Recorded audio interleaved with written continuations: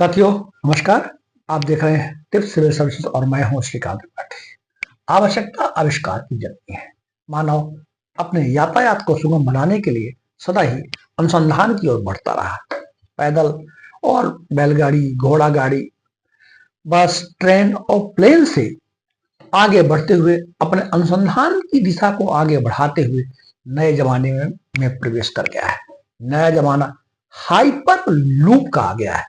Hyper loop बहुत तेज गतिमान परिवहन की एक ऐसा सिस्टम है जो बहुत तेज से यात्रा आपको करवाएगा, जिसकी गति 1000 किलोमीटर प्रति घंटा होगी। क्या होता है हाइपर लूप, कहां से इसकी शुरुआत हुई, कौन कौन सी कंपनियां काम कर रही हैं, भारत में इसकी क्या स्थिति है और इसकी क्या विशेषताएं होती हैं, इसके संबंध में आज हम चर्चा करने जा रहे हैं। हाल ही में इस चर्चा में भी रहा हाइपर लूप, जो आईआईटी मद्रास में जो ये स्टार्टअप शुरू हुआ था, वहां ये परीक्षण के दौर पे है हाइपर लूप, और ये परीक्षण को सफलतापूर्वक पूर्ण किया है और आशा है कि हाइपर लूप की जो ये टेक्नोलॉजी है बहुत ही शीघ्र देश में और विदेशों में अपना कार्य करना प्रारंभ करेगी।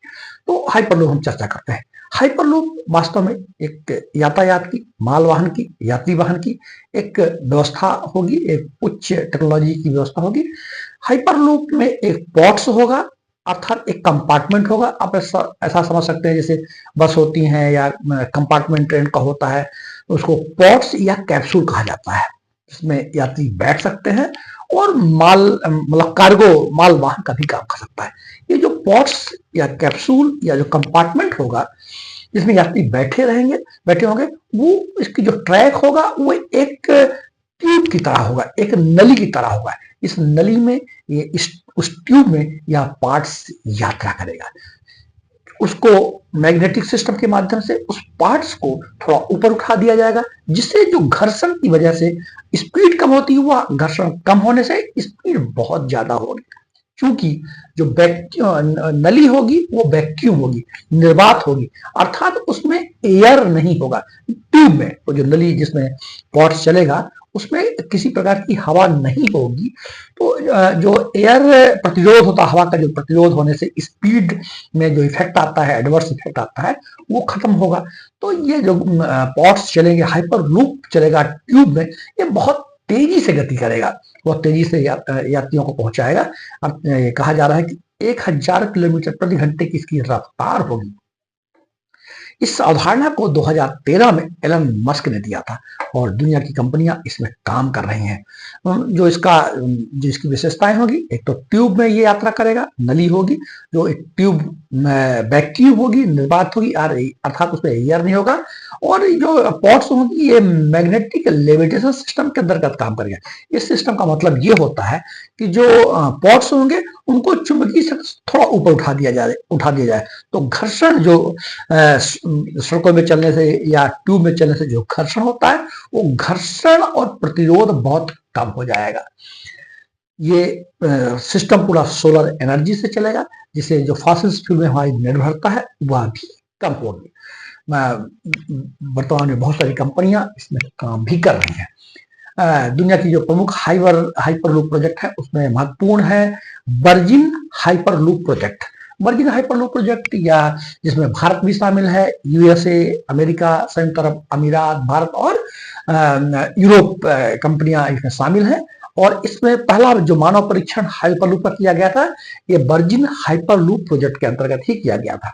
दूसरी जो कंपनी काम कर रही है वो है हाइपर लूप ट्रांसपोर्टेशन टेक्नोलॉजी। इसमें अमेरिका और यूरोपीय कंपनी है। इसका जो टेस्ट ट्रैक है वो फ्रांस में है, इसमें भी काम चल रहा है।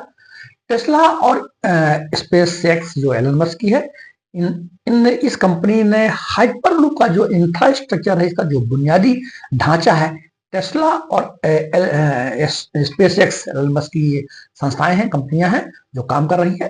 तो इन्होंने हाइपरलूप के लिए आधारभूत ढांचा उपलब्ध कराया है, इसका रिसर्च जारी है।